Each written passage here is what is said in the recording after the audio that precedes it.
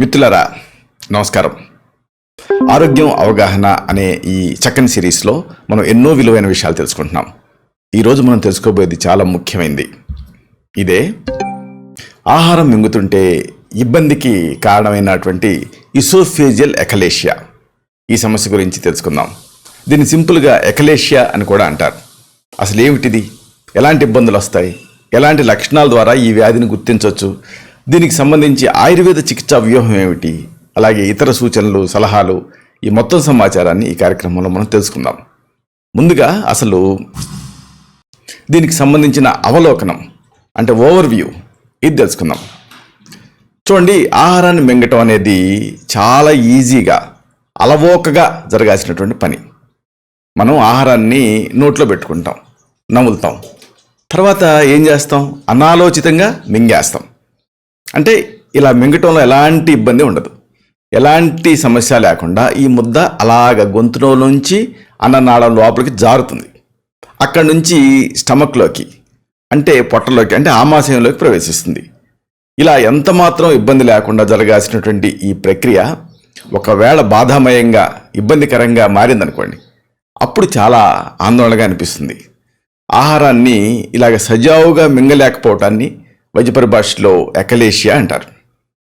ఈ సందర్భంగా అసలు ఆయుర్వేద దృక్పథం ఏమిటి, ఆయుర్వేదం దీన్ని ఎలా సమీక్షిస్తుంది, ఇది తెలుసుకుందాం. ఆయుర్వేదంలో ఈ సమస్యని నిగలన కష్టత అనేటువంటి పేరుతో పిలుస్తారు. ఇది ఒక వాత ప్రధాన వ్యాధి. దీనికి సంబంధించిన చికిత్సలు వాతాహార ప్రధానంగా ఉంటాయి. మరి ఏమిటివి అంటే ఆయుర్వేద చికిత్స, అలాగే ఆయుర్వేద ఔషధాలు ఎలాంటివి ప్రిస్క్రైబ్ చేస్తాం? దీంట్లో ప్రధానంగా వాతం అలాగే పిత్తం ఈ రెండింటినీ సంస్థితిలోకి తేవటానికి ప్రయత్నం చేయాల్సి ఉంటుంది.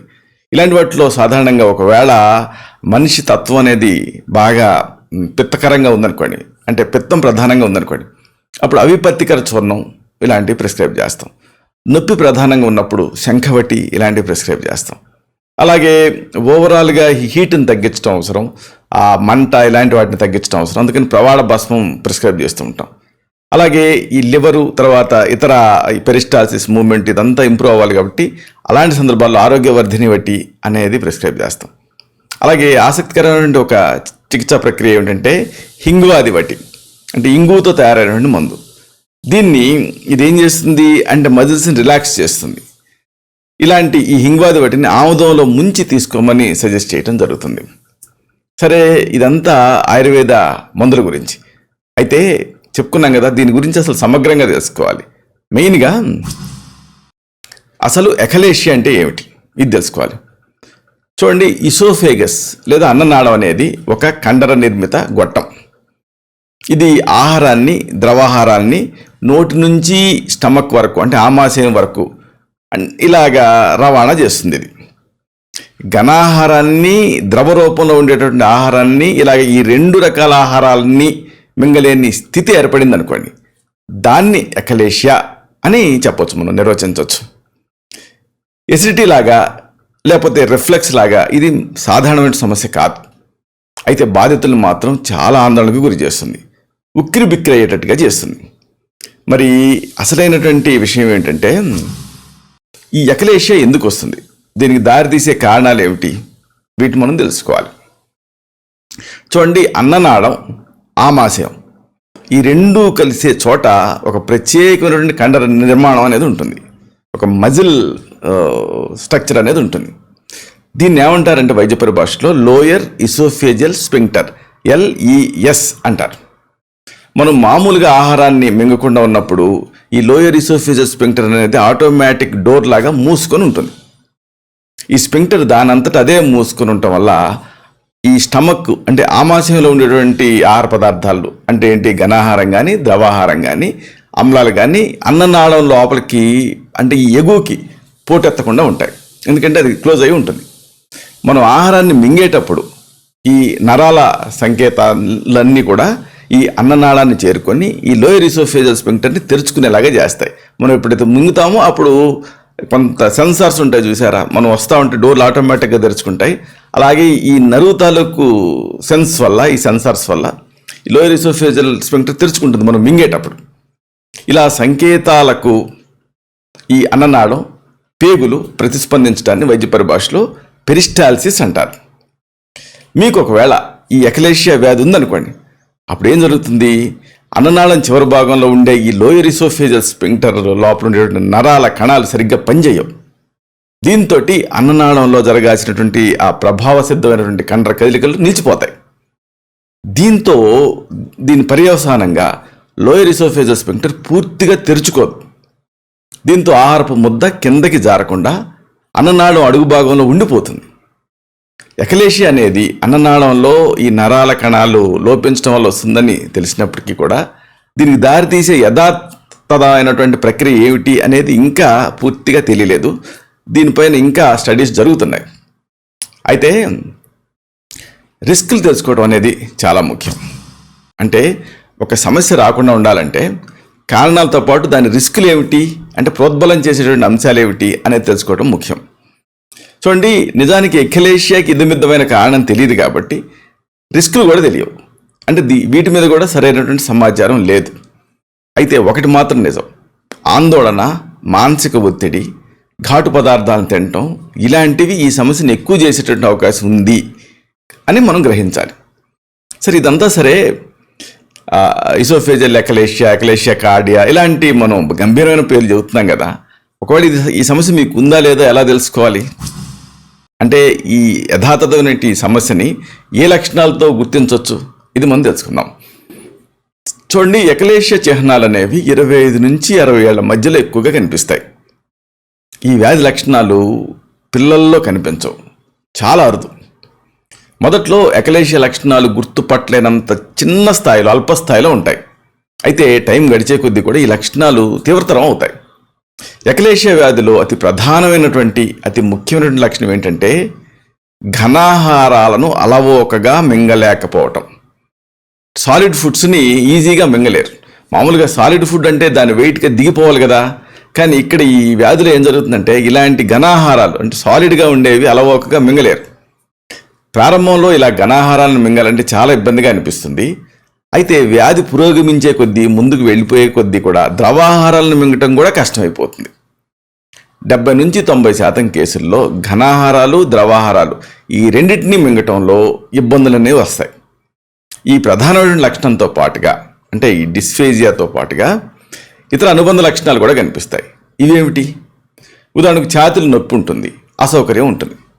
ముఖ్యంగా బ్రెస్ట్ బోన్, ఇక్కడ బ్రెస్ట్ బోన్ ఉంటుంది కదా, దాని కింద పట్టుకున్నట్టుగా అనిపిస్తుంది. ఈ లక్షణం ఫుడ్ తిన్న తర్వాత, ఆహారాన్ని తీసుకున్న తర్వాత ప్రస్ఫుటంగా కనిపిస్తుంది. అలాగే ఇంకొక లక్షణం ఇదేమిటంటే ఇర్రిలేటెడ్గా అనిపిస్తుంది, కానీ దగ్గు వస్తుంది. ముఖ్యంగా వెల్లికల, అంటే మీరు స్పైన్ మీద, వీపు మీద పడుకున్నప్పుడు ఈ దగ్గు వస్తుంది. అలాగే ఛాతీలో నొప్పిగా, మంటగా అనిపిస్తుంది. హార్ట్ బర్న్, అంటే గుండెతో మండిపోతుందా అన్నట్టుగా అనిపిస్తుంది. అలాగే బరువు తగ్గుతారు, ఎందుకంటే ఫుడ్ సరిగ్గా తీసుకోలేరు కదా. ఎకలేషియా వ్యాధి ముందుకు వెళ్ళిపోయే కొద్దీ, పురోగమించే కొద్దీ శారీరక బరువు అనేది విపరీతంగా తగ్గిపోతుంది. అలాగే వాంతులు అవుతాయి. ఇంకా ఈ మింగే ఆహారం మళ్ళీ బయటికి తన్నుకొస్తూ ఉంటుంది, ఎందుకంటే కిందకి వెళ్ళలేదు కదా, డోర్ క్లోజ్ అయి ఉంది కదా. ఇలాగే నిద్రలో ఎక్కువగా జరుగుతుంది. అంటే మింగిన తర్వాత మళ్ళీ ఆహారం పైకి పొంగటం వల్ల ఇది ఏం జరుగుతుందో ఒక్కోసారి శ్వాస వ్యవస్థలోకి ప్రవేశిస్తుంది, ఊపిరితిత్తులను వ్యాధిగ్రస్తం చేస్తుంది. దీన్ని వైద్య పరిభాషలో యాస్పిరేషన్ నిమోనియా అంటారు. సరే, మరి దీన్ని ఎలా ఐడెంటిఫై చేయొచ్చు, అంటే వ్యాధి నిర్ధారణ ఏమిటి, ఇది కూడా తెలుసుకుందాం.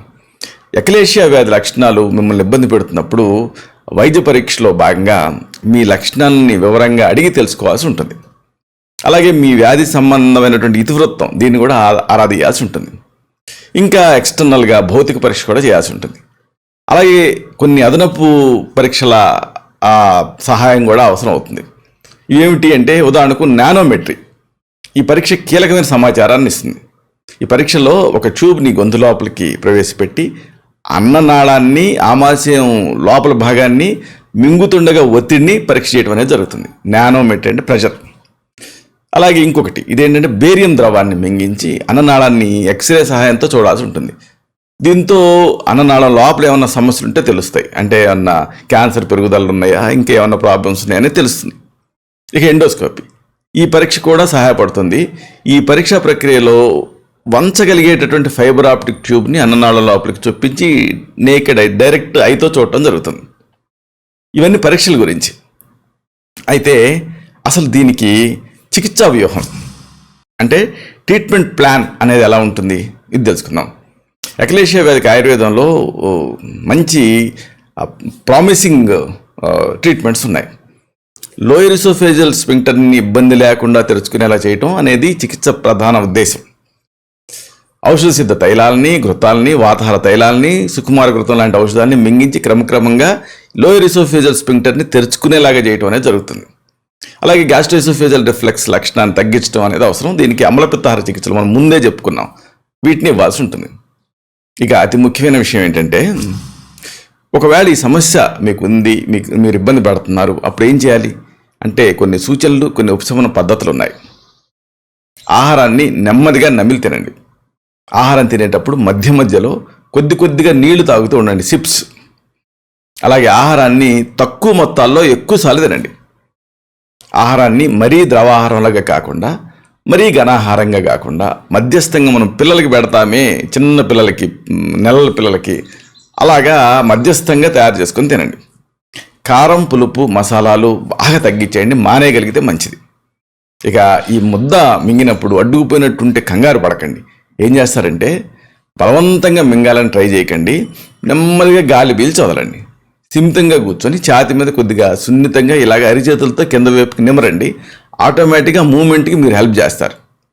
సరే, అసలైన విషయం ఏంటంటే, దీన్ని నివారించుకోలేమా అంటే దీనికి ప్రివెన్షన్ ఏమన్నా ఉందా, లేకపోతే ఒకవేళ ఆల్రెడీ ఈ సమస్య ఉంది, అగ్రవేట్ అవ్వకుండా ఏం చేయాలి అంటే, ఫ్లాస్క్లో వేడి నీళ్ళు పోసుకొని ఆ నీళ్ళనే రోజంతా తాగుతూ ఉండండి. ఒకవేళ మీరు ఎక్కువగా బరువు ఉంటే వెంటనే తగ్గండి. అలాగే పొట్ట మీద ఒత్తిడి పడకుండా చూసుకోండి. అంటే ఆ డ్రెస్లు అవి టైట్గా వేసుకోకండి. ఇంకా ఎప్పుడు కూడా సెలైవేషన్, పెరిస్టాల్సిస్ని స్టిమ్యులేట్ చేయడం కోసం చూయింగ్ గమ్ము, బబుల్ గమ్ము ఇలాంటివి నములుతూ ఉండండి. వీటి వల్ల లాలాజలం స్టిమ్యులేట్ అయ్యి లోయర్ ఇసోఫేజియల్ స్ఫింక్టర్ని స్టిమ్యులేట్ చేస్తుంది, అది తెరుచుకుంటుంది. అలాగే ఇది మానసిక ఆందోళన కూడా తగ్గిస్తుంది. ఇలాగా ఈ మింగటం కష్టం అవుతున్నప్పుడు దానికి కారణం అఖిలేషియా అయితే మంచి ఆయుర్వేదిక్ మెడిసిన్స్ ఉన్నాయి. అలాగే ఈ సూచనలు, సలహాలు పాటిస్తే మీరు ఇబ్బంది పడకుండా ఉంటారు. ఇలాంటి మరొక ఆసక్తికరమైన, ముఖ్యమైన, ఇబ్బంది పెట్టేటటువంటి ఒక వ్యాధి గురించి, అలాగే దాని పూర్తి సమాచారాన్ని తిరిగి ఇదే కార్యక్రమాల పరంపరలో మనం కలుసుకున్నప్పుడు సవివరంగా, సహేతుకంగా, సమగ్రంగా తెలుసుకుందాం. అలాగే ఇలాంటి మరిన్ని ఇన్ఫర్మేటివ్ వీడియోస్ కోసం ఈ ఛానల్ని సబ్స్క్రైబ్ చేసుకోండి. శతం జీవ శరదో వర్ధమానః, శతం హేమంతాన్ శతం వసంతాన్. 100 శరత్తులు, 100 హేమంతాలు, 100 వసంతాలు వర్ధిల్లుతూ జీవించండి. Stay healthy, stay happy, be positive, keep smiling, stay safe. Love you all. శుభం.